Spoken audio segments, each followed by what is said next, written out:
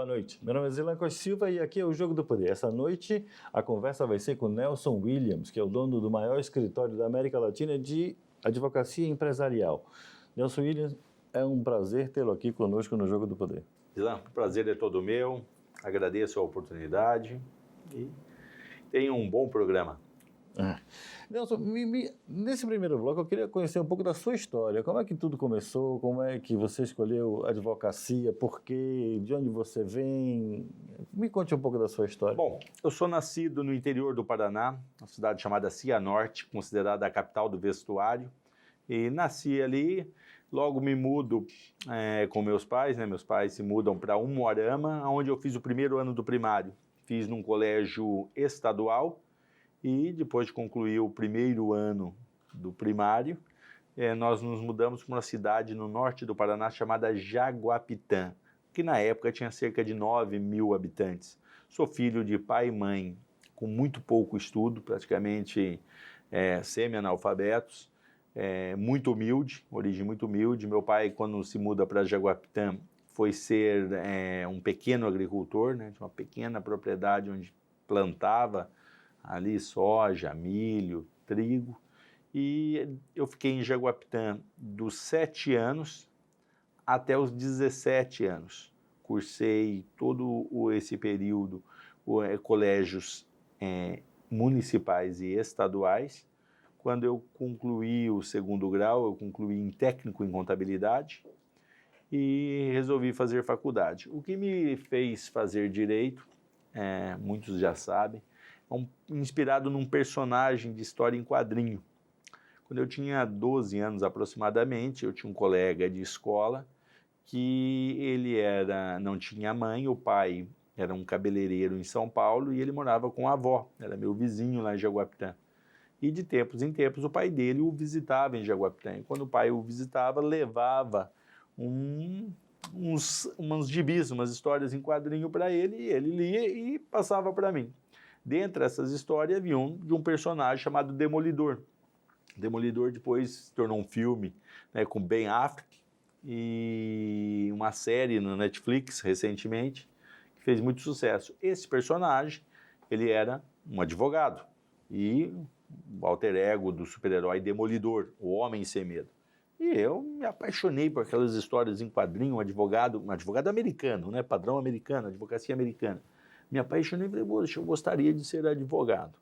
Ali nasceu a paixão e o desejo de ser advogado. E acabei, quando termino o técnico em contabilidade, e uma outra coisa também me levou a estudar direito, a fazer faculdade. Porque não havia incentivo por parte familiar, não. Meu pai, minha mãe não me incentivaram a estudar. O que mais me incentivava a estudar é o fato de eu não gostar de trabalhar na roça. Então, dos 11, 12 anos até os 17, meu pai sempre que podia me arrastava para trabalhar na lavoura, na lida propriamente dito. E aquilo me causava uma angústia, confesso porque eu não gostava de trabalhar, era carpinar, era fazer buraco para colocar aroeira, era um serviço realmente braçal. E também eu percebi que só tinha um jeito de eu mudar daquela realidade, seria estudando. Então junta a minha falta de paixão por trabalhar na roça propriamente dito, com o personagem, que era para mim uma coisa assim inspiradora mesmo, tá? Não é só uma sugestão não, me inspirava mesmo. Presto vestibular, entro e começo a fazer faculdade na Instituição Toledo de Ensino, a IT, uma das faculdades mais tradicionais do interior de São Paulo. Ulisses Guimarães foi reitor. Nós tivemos Damásio Evangelista de Jesus, grande professor, grande jurista, também de Bauru. Tivemos lá na mesma faculdade Saulo Ramos, tivemos Fernando da Costa Tourinho, grandes nomes. E ela era considerada uma grande faculdade de direito, e era uma das mais tradicionais porque ela competia com as faculdades da capital, de São Paulo, Largo de São Francisco e outras, né? E eu fui lá fazer a faculdade, passei no vestibular, precisava me manter. Não arrumo emprego em Bauru, mas arrumo emprego em Jaú, na Santa Casa de Misericórdia do Jaú. né? Ainda a escrita é do século retrasado. E fui trabalhar na área de recursos humanos, auxiliar de escritório no recursos humanos da Santa Casa. Jaú fica a 50 quilômetros de Bauru, todos os dias fazia o itinerário de ônibus de estudante. Voltava 11, 11h30 para casa, morava numa edícula no fundo da casa de um primo e durante a semana trabalhava na Santa Casa de Misericórdia do Jaú. O diretor de RH da Santa Casa tinha um posto de combustível, um posto familiar, com administração familiar. E ele, você não quer trabalhar final de semana lá, fazer um bico, né, para ganhar um trocado a mais? E eu fui.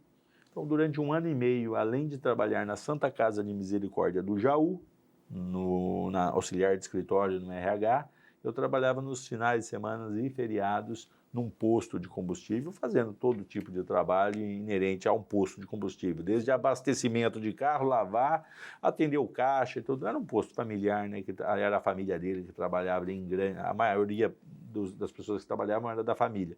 Então eu trabalhei ali 1 ano, 1 ano e meio mais ou menos. Até que cansado daquilo, né, durante o dia eu trabalhava na Santa Casa, à noite faculdade, finais de semana posto de combustível.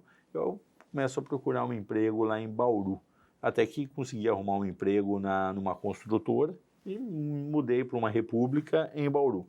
E ali nessa construtora fiquei mais 1 ano e pouco trabalhando de auxiliar de escritório na área de licitações, tá? Trabalhei lá nessa construtora cerca de 1 ano, 1 ano e meio, mais ou menos. A construtora veio a quebrar, né? Veio a ir à bancarrota e todo mundo foi dispensado. Um dos donos, quando foi me dispensar, sabendo, conhecia da minha história, da minha luta, falou para mim: Nelson, eu sei que você depende muito desse trabalho, infelizmente aqui não vai mais ter oportunidade para você trabalhar. Ofereceu se eu não queria trabalhar no RH de uma empresa que era da cunhada dele, né? Uma empresa também familiar, uma pequena prestadora de serviço, de prestar serviço para CPFL, CESP na época.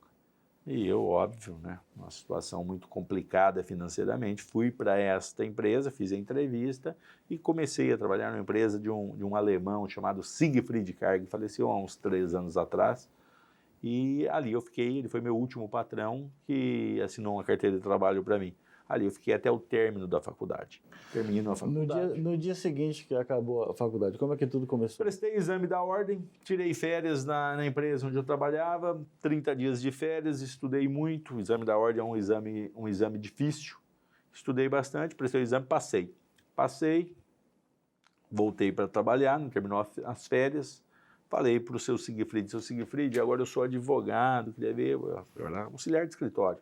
Eu sou agora advogado, queria ver se havia possibilidade de eu ser contratado, mudar aí minha função, meu cargo, né, ao invés de auxiliar de escritório, ser advogado da empresa. Ao que ele de pronto me respondeu, Zila: não, infelizmente aqui na empresa é uma empresa pequena, minha filha já é advogada, aqui não comportam 2 advogados. Não tem trabalho para 2 advogados, tem para um só, que é minha filha, no caso. Além de sócia, é advogada.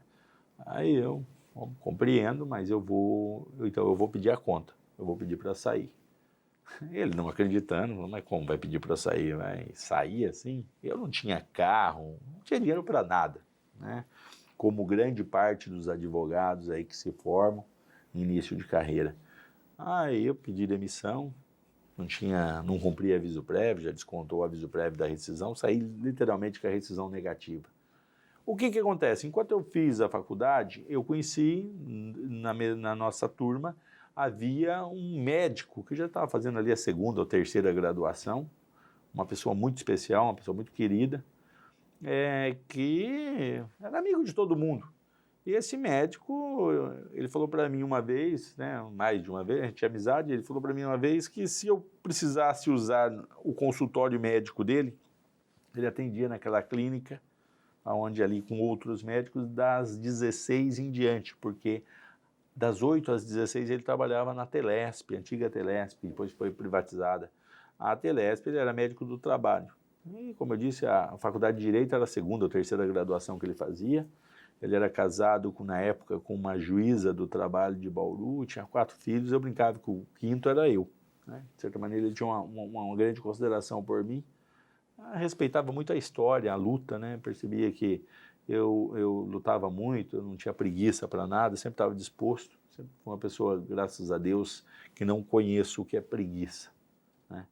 Aí eu falei, eu vou trabalhar no consultório médico. Saio do seu Siegfried Karg, que é o alemão, o último que assinou minha carteira de trabalho, e vou para uma clínica médica, onde é a típica em cidade do interior, você tem essas clínicas, que é um sobrado, né? Cada quarto é feito de uma sala de atendimento. Uma dessas salas, lá estava eu, das 8 às 16, havia maca na lateral, em cima da mesa tinha estetoscópio. As pessoas até achavam que meu pai fosse médico. Aí cheguei lá, já conheci, fiz amizade com os outros médicos já também, sempre que tinha um problema jurídico, já encaminhavam para mim. Quando era deles, né? Quando não era deles, às vezes era de algum paciente que falava que estava precisando de advogado, eles me encaminhavam. Agora, eu vou lhe fazer uma pergunta seguinte. Desse começo até o maior escritório de empresarial da América Latina, quanto tempo? Mas a resposta é só no próximo bloco. Voltamos aqui no Jogo do Poder, depois dessas mensagens comerciais, é rapidinho. Até já.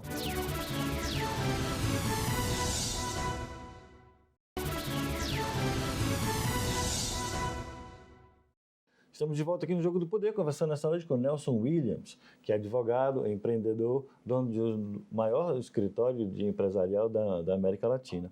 Nelson, no bloco passado você estava contando um pouco da sua história, você começou, e aí eu lhe perguntei de quanto tempo desse começo até ter o maior escritório de direito empresarial da América Latina.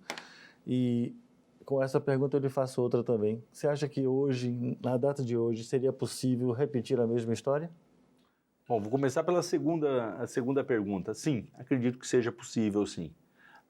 Com relação à primeira, o escritório ele foi fundado em 1999. Eu me formei em 1994, tirei minha carteira da ordem em final de 94 e comecei a advogar em 95, se eu não estiver enganado, porque às vezes a memória atrai. E em 99 montei o escritório como ele existe hoje, que é a personalidade jurídica Nelson Williams Advogados Associados, que na época chamava Nelson Williams e Oliveira Advogados Associados, que eu iniciei ele tendo um sócio, um colega que estudou comigo. Bom, foram de 1999, nós conseguimos, eu acredito que o título já de maior escritório de advocacia, foi em 2013. Essa ocasião nós já estávamos, 2010 nós estávamos presentes já em todas as capitais do país. Nós tínhamos estrutura própria, matriz de São Paulo e filiais. A última capital que nós abrimos escritório foi Palmas em 2010. Ou seja, o escritório em capital mais novo tem 11 anos. Então ali nós já estávamos presentes em todo o país. Inicialmente, atuava a área tributária e algumas outras áreas pontuais, mas a partir de 2011 nós iniciamos o full service. Qual foi minha leitura? 2011, no final de ano de 2010 para 2011 eu faço um discurso para a equipe do escritório, que a gente reunia todo final de ano todos os principais advogados, sócios, parceiros e associados. E eu faço o seguinte discurso: como estamos presentes em todas as capitais, nós somos o sonho do diretor jurídico de qualquer grande companhia. Por quê? Porque o diretor jurídico de uma grande companhia que está presente em vários estados ou no país inteiro, o sonho dele é lidar com a menor quantidade de escritório possível. Nosso país tem dimensão continental, a Nelson Williams está presente em todo o país. Se nós dermos para esses diretores jurídicos dessas grandes companhias um atendimento linear, norte-sul, leste-oeste, na área civil, trabalhista e consumirista, nós vamos ser o sonho deles.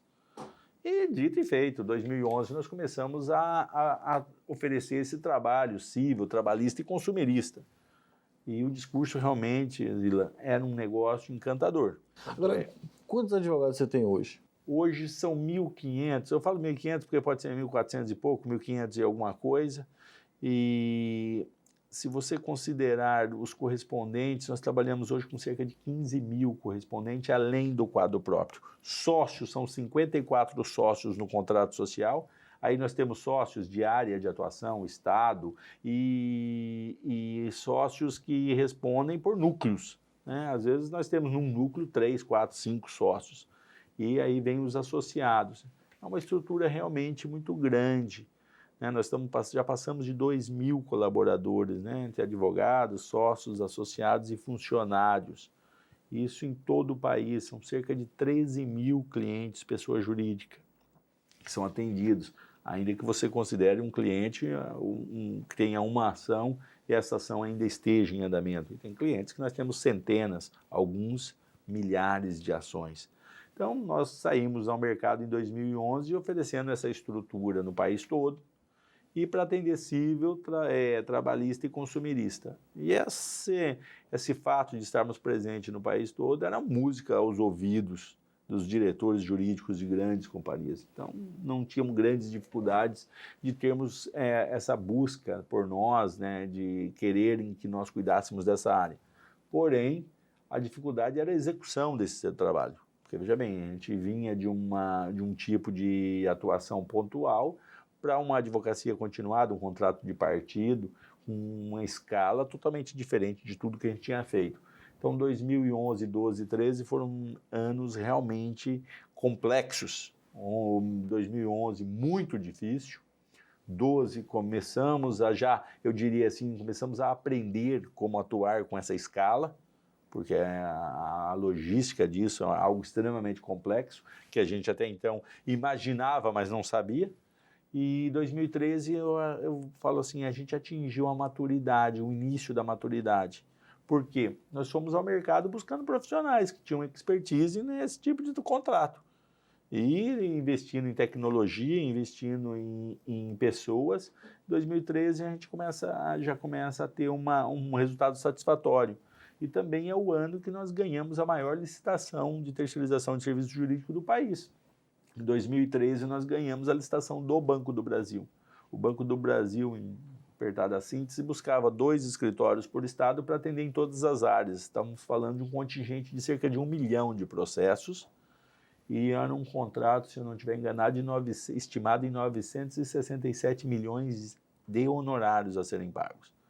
Nós, a Nelson Williams, participou praticamente em todas as áreas, todos os estados, e ganhamos praticamente todas as áreas, todos os estados, isso em 2013. Porém, imagina, se eu não estiver enganado, 162 escritórios de advocacia nessa licitação, foi uma briga jurídica de 2 anos, aí quando acharam que ia assinar o contrato, saiu uma liminar no interior do Mato Grosso, no interior de outros estados, e foi realmente um grande litígio, mas ele se concretiza em 2015. Em dezembro de 2015, nós assinamos o contrato com o Banco do Brasil, que também foi muito vantajoso, porque de 2013, quando ganhamos a licitação, até 2015, nós continuamos num processo grande de evolução técnica de prestação de serviço nessa área. 2015, quando a gente inicia a prestar o serviço para o Banco do Brasil, nós já estávamos grandes, robustos, prestando serviço para praticamente todos os outros bancos. Então, uma coisa que eu acho interessante é que nesse processo de crescimento todo, o centro do seu negócio é sempre o ser humano. Como é que você faz para escolher o ser humano que você coloca, eu falo do advogado, que você coloca para trabalhar para o seu cliente? O que é que você busca nele? É importante sua colocação, Zila. E só para concluir, 2015, por exemplo, a estrutura já estava boa. Quando vem esse contrato, nós já estávamos atuando em várias outras áreas. Afinal de contas, o escritório é full service. Temos societário, tributário, temos civil estratégico, temos a área criminal, temos N áreas hoje. Respondendo a sua pergunta, o que você busca num profissional? Eu vou falar assim, você busca mais do que técnica. Eu tenho uma maneira muito simples de pensar com relação à forma de atuação de um escritório grande. Eu costumo sempre bater que fazer bem feito não é mais do que obrigação. Eu faço bem feito, a Nelson Williams faz bem feito e tem N escritórios de outros colegas que também fazem bem feito. Óbvio, nós não inventamos a roda. Existem vários profissionais, bons profissionais de mercado. Eu sei que você é advogado, com certeza é um bom profissional também do direito. Então, existem vários. Fazer bem feito não é o grande diferencial. O grande diferencial, no caso do escritório, é o tamanho de sua estrutura, e o grande diferencial para nós é o advogado que não se acomoda. Ele não se acomoda com apenas executar um trabalho técnico. Ele tem iniciativa para ir além. A gente busca pessoas que têm esse desejo de crescer, indo além, tá? Então, para mim, assim, você tem vários tipos de profissionais dentro de uma estrutura do tamanho da nossa. Nós estamos falando aí de 1.000 e poucos advogados e existe essa rotatividade, tem gente que vem, começa a trabalhar, não se adapta ao sistema ou não é aquilo que ele queria, mas muitos vêm e ficam. Eu, graças a Deus, eu fico muito feliz quando eu vejo pessoas que estão há anos na casa. Tem pessoas que estão aí praticamente quando nós iniciamos a atividade. Nós se remota lá em 2000, no começo dos anos 2000, e que estão com a gente. E quando eu olho para eles, vejo que eles não estão aqui à toa. Eles cresceram junto com o escritório. Ou seja, não fomos só nós que crescemos, eles também cresceram muito junto com o escritório. Nesse processo, você colocou um escritório que tem uma visão tradicionalista do advogado tradicional, mas o seu escritório ele é uma empresa. Essa mentalidade foi fácil de implantar, essa cultura empresarial dentro do próprio escritório? Mas a resposta é no próximo bloco. Voltamos aqui no Jogo do Poder depois dessas mensagens comerciais. É rapidinho, até já.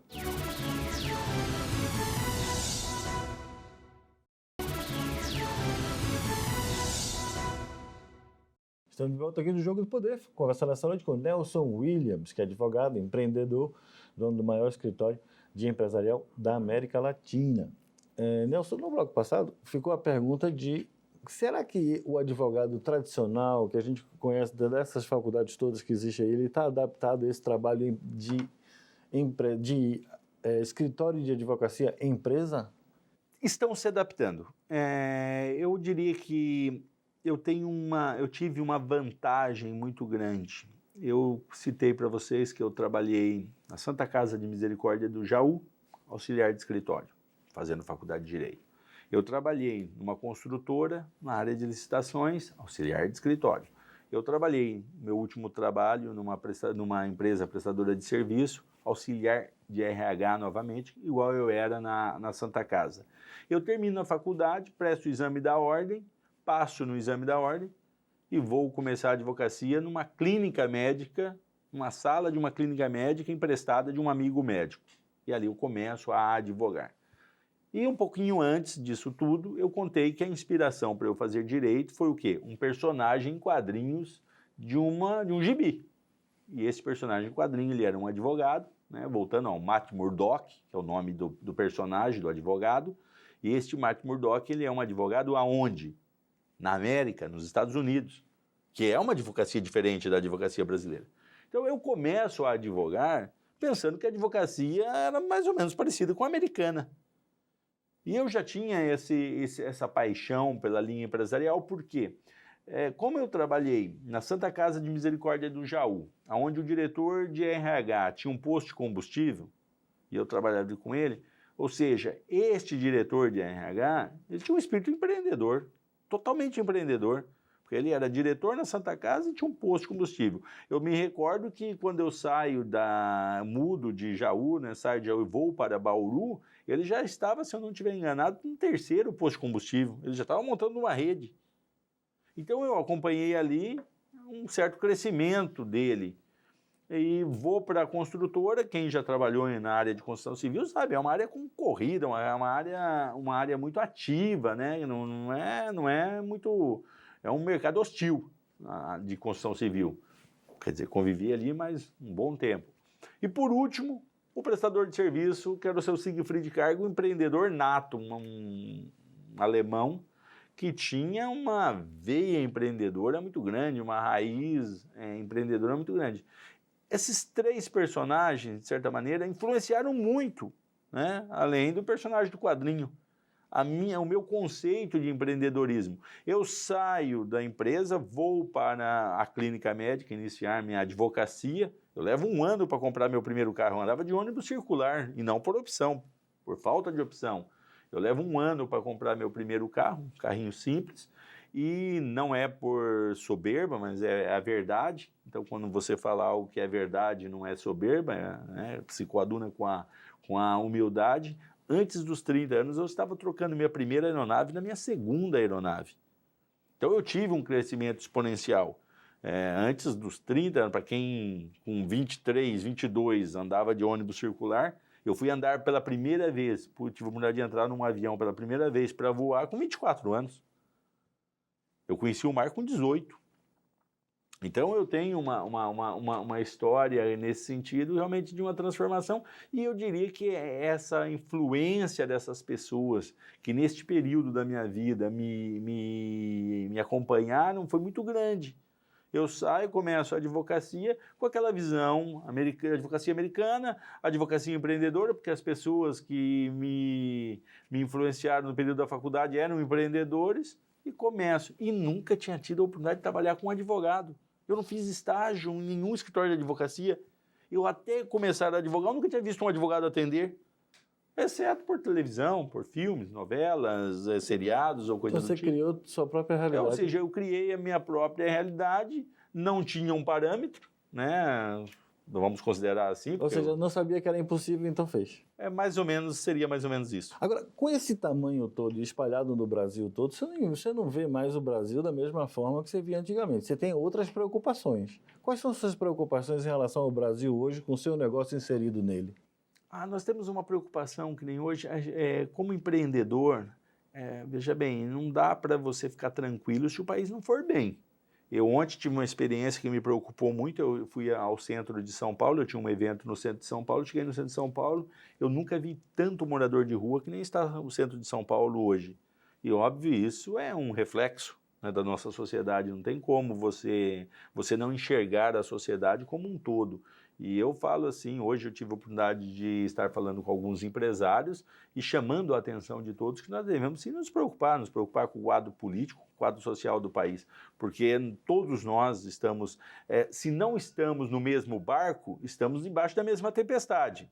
Talvez pela minha posição social, minha posição financeira, tal, eu tenha um barco um pouco maior, ok. Mas tem outros com barcos menores e no final a tempestade pode tragar a todos nós. Você com o barcão, com o barquinho, com o barco médio ou nadando mesmo sem barco nenhum. Então há uma preocupação muito grande com o contexto econômico e social do nosso país. Por quê? Porque ele de uma certa maneira reflete na nossa realidade, na realidade de todos. Eu quero um país próspero, eu não quero apenas que a minha empresa seja próspera, que a minha família seja próspera, eu quero que todos sejam prósperos, que eu acredito na iniciativa privada, juntamente, lógico, com a iniciativa pública. Me perguntaram recentemente, Nelson, o Estado é o Estado forte ou o Estado leve, não sei o quê? Eu falei, forte, um Estado tem que ser necessário. Talvez não deva estar em todos os lugares, mas o Estado deve ser forte. Mas você não acha que o Brasil é um pouco hostil ao empreendedor? Tem uma visão ainda muito arcaica, eu acredito que ela pode mudar. E cabe a nós, empreendedores, isso. Eu vou fazer uma colocação aqui, há cerca de 1 ano e meio atrás, no início da pandemia, eu estava fazendo uma live com o conselheiro federal da Ordem dos Advogados do Rio Grande do Norte. E ele, professor da faculdade de Direito de lá, me falou que 80% dos alunos de Direito não queriam ser advogados. Eu estranhei essa colocação, até acho que ele exagerou um pouco no percentual, mas é um percentual alto. E eu perguntei, por que os estudantes de Direito não querem ser advogados? Falaram para mim assim, Nelson, eles não têm na advocacia uma admiração como uma carreira a ser seguida, eles querem prestar concurso. Nós não temos uma faculdade de 70%, 80% de vocacionado a ser servidor público. Ser servidor público é necessário ter vocação. Assim como ser advogado é necessário ter vocação. Mas as pessoas estavam querendo prestar concurso público por uma estabilidade. E quando você vai para uma profissão em que você não é vocacionado, você se frustra, seja ela qual for. Se você não tem vocação, você se frustra. Você só foi pela garantia de um salário, garantia de um plano de saúde, de uma aposentadoria, você vai se frustrar. Como também, se você for vocacionado a ser um servidor público e você vai para a iniciativa privada, você com certeza será uma pessoa frustrada naquilo que você se propôs. Daquela data em diante, eu meio que iniciei uma cruzada, principalmente de mostrar para as pessoas que é possível você ser bem-sucedido com a advocacia. Abri minhas redes sociais, tinha algumas que eram fechadas, e começo um processo de inspiração, de inspirar a falar, fazer lives, participar da vida, principalmente com a pandemia, né, no caso, da vida digital, mostrando para as pessoas com o meu exemplo que é possível. né? Sem soberba, não sou nem longe, estou longe de ser o advogado mais rico do país, temos N colegas mais ricos, estou longe de ser o advogado mais inteligente do país, conhecemos mentes brilhantes no nosso segmento, né? Mas ao mesmo tempo eu queria com a minha história inspirar, tá? Sem passar numa imagem de soberba mesmo, propriamente dito, que eu tenho, você vai ver que eu persigo muito e falo muito isso exatamente porque eu tenho uma preocupação de não parecer, né, soberbo. E com isso a gente tem conseguido inspirar muitos jovens a entrar para o curso do direito, ou aqueles que estão no direito a concluírem o curso e ser advogados, e os recém-formados que estão iniciando a advocacia realmente se apegar à sua vocação. Muitos são vocacionados a serem advogados e estavam faltando, de certa maneira, dar a eles esse incentivo. Então, eu tenho feito um trabalho nesse sentido, que é exatamente despertar o espírito empreendedor no jovem advogado ou no estudante de direito. Vou lhe fazer uma pergunta para o próximo bloco também. Nesse processo, você acha que nesse momento você está devolvendo à sociedade tudo aquilo que ela lhe presenteou? No próximo bloco, voltamos aqui com Nelson Williams. Até já.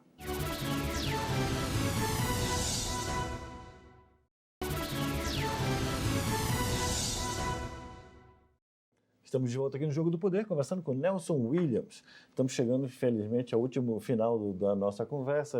Nós conversamos 3 blocos, esse é o último. E temos a pergunta: você está devolvendo à sociedade aquilo que ela lhe presenteou ao longo de sua vida? Veja assim, eu estou contribuindo com a experiência que eu tive. Gosto muito de uma frase de Machado de Assis: está morto, podemos elogiá-lo à vontade. Por que eu cito isso? Quando eu começo a prosperar, eu vou visitar minha mãe lá no norte do Paraná, na pequena Jaguapitã, e eu naquela época eu estava começando a ser bem-sucedido no meu empreendimento. Costumo dizer que vantagens eu conto em 15 minutos, desvantagens levo horas. Estou começando e minha mãe olha para mim, ela está mexendo o arroz e falou para mim, ela fala uma frase para mim que eu nunca esqueci e me acompanha até hoje. Ela falou: Nelsinho, não importa onde um homem nasce, nem como ele vive. O importante é como ele termina a vida. Ou seja, tome sempre muito cuidado, né? Nós já vimos N casos de pessoas muito bem-sucedidas, que tiveram uma carreira brilhante e no final da vida aconteceu alguma coisa que acabou servindo de escândalo ou coisa do tipo. Então eu vou falar assim, o meu desejo hoje eu tenho uma estrutura realmente que ela é um exemplo, ela é um case, né? E é importante levar para as pessoas, para os outros, assim como eu estava lá atrás, que muitas vezes precisava de um norte e não tinha, e tive sorte, aliada à competência, mas tive sorte também de conseguir construir algo. Então é importante levar para essas pessoas, sim, mostrar para elas caminhos, mostrar para elas com exemplo, com o próprio exemplo, que é possível você superar adversidades, as adversidades fazem parte da vida, o mundo não é um mar de rosas, ou se for um mar de rosas, é um mar de rosas em que tem espinhos. Então eu procuro sempre estar servindo como exemplo para essas pessoas, contando as coisas que deram certo, contando muitas vezes também as coisas que não deram certo, tiveram muitas coisas que não deram certo, né? E passar para elas essa mensagem de que é possível, é factível você com coragem, a primeira das virtudes, com resiliência, você aguentar as adversidades, se reinventar, não desistir, e com planejamento. É possível ser bem-sucedido. Para mim, esses 3 itens são vitais e essenciais para o sucesso de qualquer empreendimento, quer seja na advocacia, quer seja em qualquer área da vida. 1 ano e meio, 1 ano e 6 meses de pandemia, a sociedade sofrendo. Acho que essa lição é uma lição extremamente importante. Agora, existe a possibilidade de vencer numa sociedade como a nossa, polarizada e cheia de problemas? É possível, mas se nós não fizermos algo, essa polarização pode nos levar a um colapso, né? E o que seria esse algo? Esse algo seria uma ruptura do Estado Democrático de Direito. Nós, como operadores do direito, advogados, nós devemos defender o Estado Democrático de Direito, que é uma conquista, é uma evolução. A humanidade ela não anda para trás, ela anda para frente. E nós, desde o iluminismo, do advento do iluminismo, onde muitas pessoas pagaram com a vida para que nós tivéssemos um sistema que, se não é o perfeito, é o melhor que nós temos. Ele pode ser aperfeiçoado, jamais podemos regredir. E isso se chama-se Estado Democrático de Direito. E nós devemos estar sempre defendendo e vigilantes, porque a polarização é possível você ter outras ideias, você debater ideias, mas sempre no campo democrático, sempre no campo do Estado Democrático de Direito. As pessoas têm direito de pensar diferente, e isso faz parte da democracia. E nós devemos estar muito atentos a questões políticas, porque o que separa a barbárie, né, da civilização é exatamente a política. Então é importante política nós não... com P maiúsculo, né? Política com P maiúsculo, mas é importante nós não desprezarmos as conquistas que nós já tivemos, que nós já conseguimos alcançar, e por nada deixar haver regresso nesse sentido. A democracia se faz com quem participa. O brasileiro, normalmente, ele tem muita dificuldade em participar na política porque ele acha a política uma coisa ruim, uma coisa feia. Se faz coisas feias com a política. Eu imagino que você não pensa dessa forma, né? Não, eu até penso o contrário. Eu acho que o brasileiro, de uns anos para cá, tem participado muito politicamente. Ele só não tem entendido que você participar politicamente não é não aceitar o contraditório, não aceitar ideias diferentes que a nossa. A graça da democracia, a graça da política é exatamente de conviver de pessoas diferentes. Agora, como que se convive pessoas diferentes? A política é a arte do diálogo. Então é importante a gente exaltar isso, que é uma sociedade do tamanho da nossa, como a nossa ela tem pensamentos divergentes.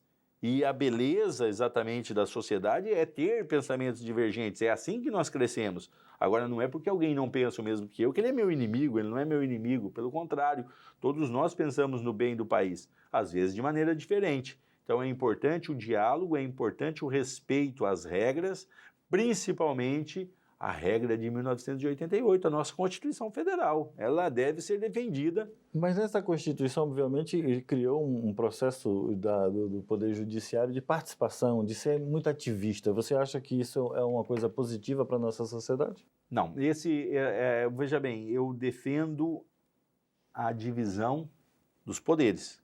Eles são harmônicos entre si, não pode haver interferência.